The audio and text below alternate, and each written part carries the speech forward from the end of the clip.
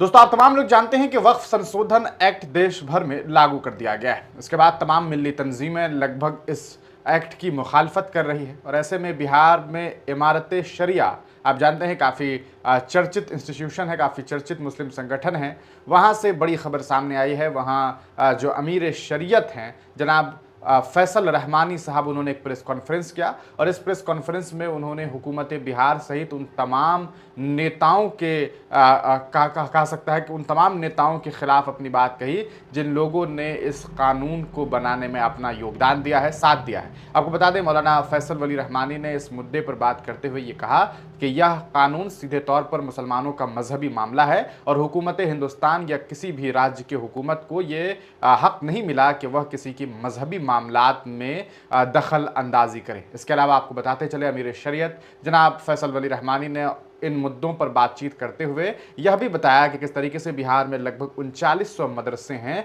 जो वक्फ की जायदाद पर जो है वो चल रहे हैं और यकीनी तौर पर किसी न किसी ट्रस्ट से उनका जुड़ाव है और बेहतरीन तरीके से संचालित है। सवाल यह है कि इस कानून के लागू होने के बाद क्या वह मदरसे महफूज रहेंगे? इस पर भी उन्होंने गौर व फिक्र किया और पत्रकारों के साथ वार्तालाप में अपनी बात रखी। उन्होंने बहुत सारी बातें कही हैं। कुछ मुख्य बिंदु जो उन्होंने बहुत कहा सकता है बहुत ही कठोर लहजे में उन्होंने जो बातें कही है वह हम आपको सुनाना चाहते हैं ताकि आपको पता चल सके कि किस तरीके से मौलाना फैसल वली रहमानी ने इस कानून की मुखालफत की है और सीधे तौर पर उन्होंने ये कहा है कि कैसे यह कानून एक काला कानून हर वो चीज़ जो डेमोक्रेटिकली सही है वो करेंगे और जितनी ज़ोर से हो सकता है उतनी ज़ोर से करेंगे ताकि जिनको सुनना हो वो सुन लें और इस एक्ट को वापस ले लें। अभी जो है हम लोग इस एक्ट के बारे में बात करने के लिए प्रेस कॉन्फ्रेंस है, लेकिन मैं आपकी बात का जवाब दे देता हूँ।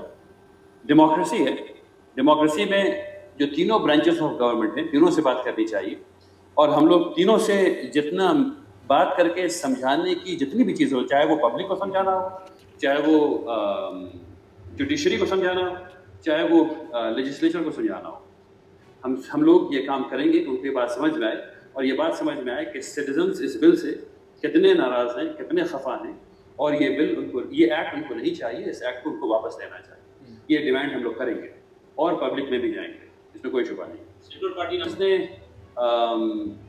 इंडीड ये बात बिल्कुल सही है कि अगर इस एक्ट को या बिल को इसकी ग्रेविटी के साथ और सीरियसनेस के साथ कोई भी सिटीजन पढ़ेगा तो उसको ये पता चलेगा कि कितना ग्रेव इनजस्टिस हो रहा है और उसको इस बिल को रिजेक्ट करना चाहिए था।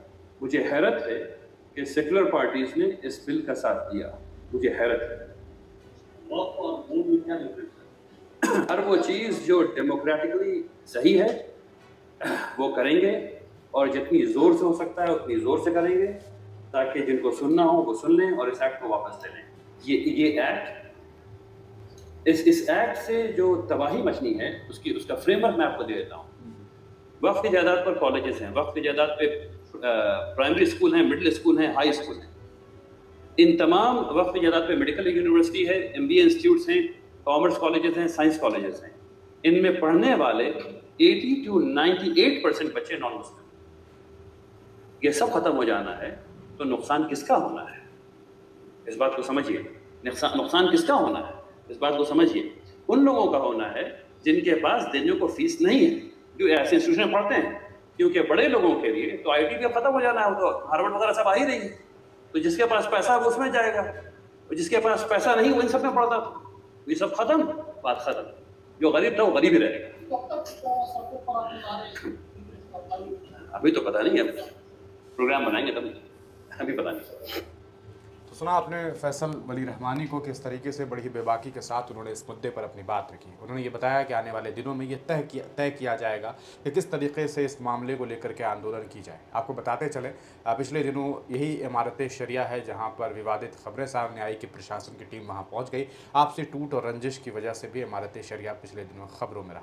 लेकिन आपको बताते चले, वहाँ जो इमारत शरिया के अमीर हैं वह शुरुआत वक्त से एक्टिव नज़र आ रहे हैं और इस मुद्दे पर अपनी बात रख रहे हैं। बहुत जल्द यह भी ऐलान होने वाला है कि किस तरीके से कहा सकता है किस तरह का रास्ता जो है विरोध प्रदर्शन का वो इख्तियार की जाएगी, इस पर भी बातें सामने आएगी। एक जो बात कहीं न कहीं सोचने वाली बात है वो यह कि आखिरकार अभी तक तमाम मिली तंजीमें एक प्लेटफ़ॉर्म पर आकर के एक तरह का फ़ैसला क्यों नहीं ले पा रही है।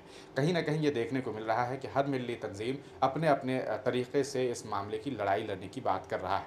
क्या ऐसा मुमकिन नहीं है कि तमाम जो मिली तंजीमें हैं वो एकजुट होकर के एक प्लेटफ़ॉर्म पर आकर के मज़बूती के साथ एक बेहतरीन मशवरे के साथ एक साथ मुत्तहिद होकर के एक फ़ैसला ले, एक तरह से फ़ैसला ले ताकि हर जगह एकजुटता दिखाई दे? यह भी एक सवाल है जो लोगों के ज़हन में घूम रही है। आपका इस पर क्या ज़ाहिर ख़्याल है? अपनी राय कमेंट सेक्शन में ज़रूर दीजिए।